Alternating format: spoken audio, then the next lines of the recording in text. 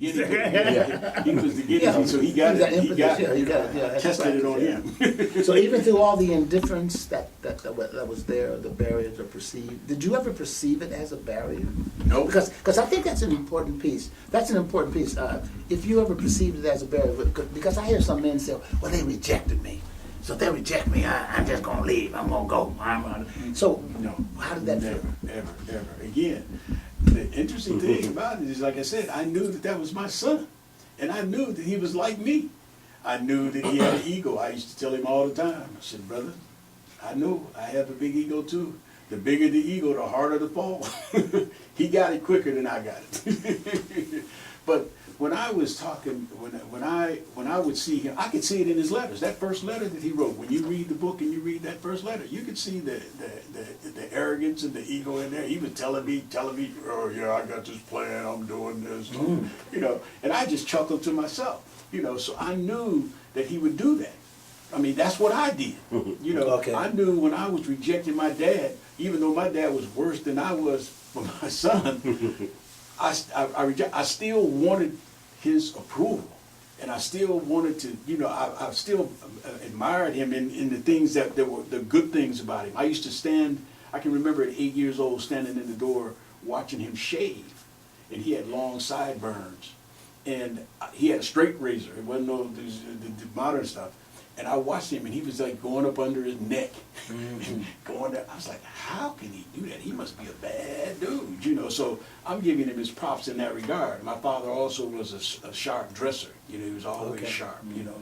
So to me, I knew that that was my son, you know, and I knew that he shared my DNA, and I knew that he had some characteristics. So I knew that he would do that. So I just ignored that. That wasn't.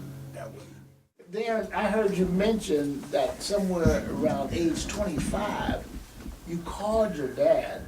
Was he in California? Or, I mean, Yes, he was still in California, and so I what was that about? I was. Was it a challenge like your dad had? No, it No, wasn't like that. like that. Okay, all right, okay. I don't know. I was kind of excelling at in corporate America, and I was achieving goals, and I was doing well from a material standpoint, house, you know, all those trinkets that we sometimes strive for.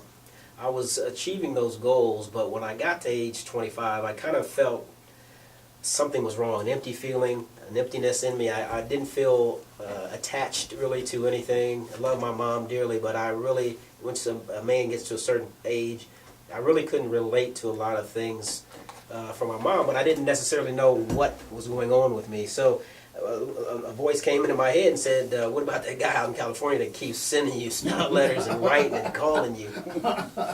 And he'd been inviting me out to California for years, and I always had something more important to do. So I decided to pick up the phone and call him, and I asked him, I said, can I come out and visit you? And he said yes, and I'm sure he fell off his chair because I was so indifferent all the other times that he'd asked me.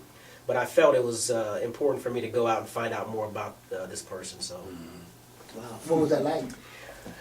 it was a very interesting experience. We spent a week together, and we talked a lot. I saw him. I saw myself in him. He was doing things that I was doing, a lot of mannerisms. One of the things, I ate cereal in the evenings, Raisin Bran. My mom would cook a nice meal, but I would say, I don't want that. I would always eat Raisin Bran, and when I went out, he was eating Raisin Bran. Wow. I became an avid reader at that point. I started reading a lot, and I read about 4 or 5 different books at a time, and at the base of my bed, I'd have these 4 or 5 books because I'm reading all of them. To this day, I don't necessarily read one book at a time. And how the books I had sitting by the side of the bed, I went in his bedroom, and I looked down, and his were exactly the same way, and I was like, oh my goodness. And he talked about business, and I'm a business person, so there's just a lot of mannerisms, and my mom used to tell me, you look just like your dad, and I hated it when she said it when I was growing up. But I found myself, when I got on that plane, I really wasn't ready to deal with Richard, but I at least knew that I was attached to this person, and that was my dad, and so I couldn't deny it after that point. Rich, how was that experience for you? When he called you, first of all, because he said he was shocked, so I'm sure you were. I was shocked, but again, over the years, like I said, I could read in the letter, I could read between the lines in the letters, and I knew he hadn't closed the door on me. You know, I knew he hadn't closed the door on me, you know, because I'd seen that behavior in other boys.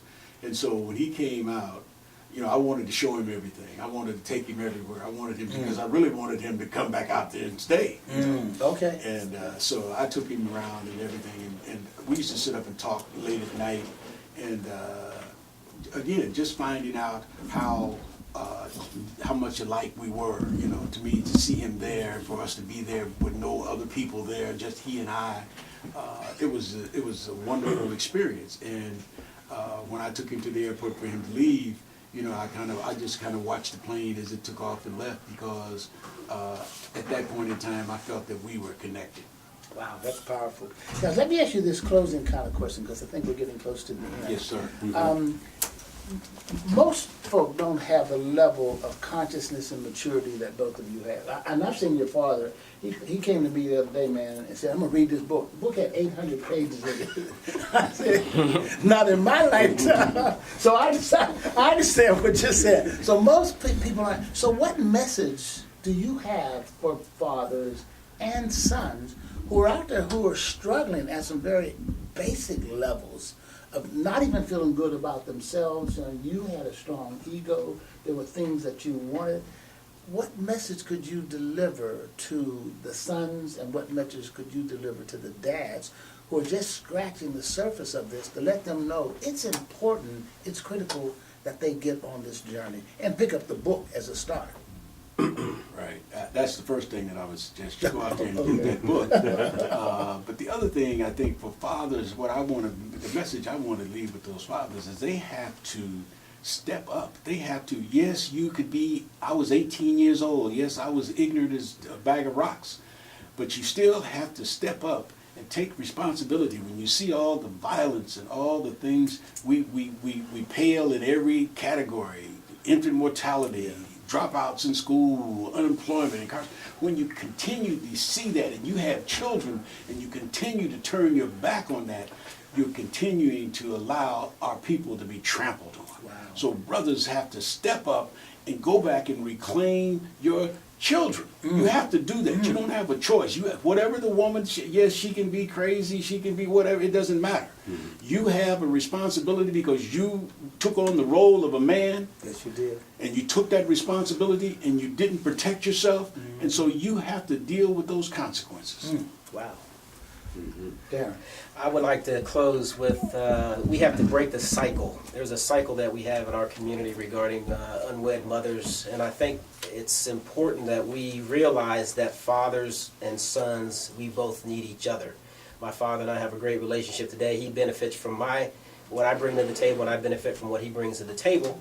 And I think that we are selling ourselves short, because fathers that don't that abandon their children, especially their sons, they don't benefit when we get older for us to work together. We have to work together to get out of the straitjacket that we find ourselves in. It takes a father and a son to reconnect, get through our issues, and work together to make a better race for the black. You know, I tell you, guys, I am so pleased. I'm just proud that I could be here and to have this conversation with you. And I think this needs to continue, because this is the solution for what's happening in the black neighborhood. And not just the black neighborhood, but across the board. But we need to take ownership. So thank you for allowing me to participate. We're gonna, we would like to suggest that our listening audience, they can go to YouTube and click on the Father and Son Connection, and they can get a little bit more of what they got here. Right. And also on February the 18th, we will be doing a live presentation at 444 East Broad Street, 7 p.m. We invite you to come out. We can meet and greet you, and you can pick up an autographed copy of the book. Sounds good. Sounds good. Where can I get the book in the meantime? The book, you can get the books at Zawadi Bookstore on Mount Vernon and Burt, and you can pick them up at Black Arts Plus and Parsons and Broad. Yes. Yes. Black Art Plus, Yes, George you can Miller. go- Or you can contact us at 614-209-1468. All right. Well, thanks so much for listening. Thank you, Jim, our My moderator pleasure. for tonight. Thank Thank, you, you, Brother sir. Darren. Thank you. Thank you, pleasure. Mr. Lundy. We thank our listening audience for listening to the Father and Son Connection, a very special edition of the Father and Son Connection. And we thank you for sharing your very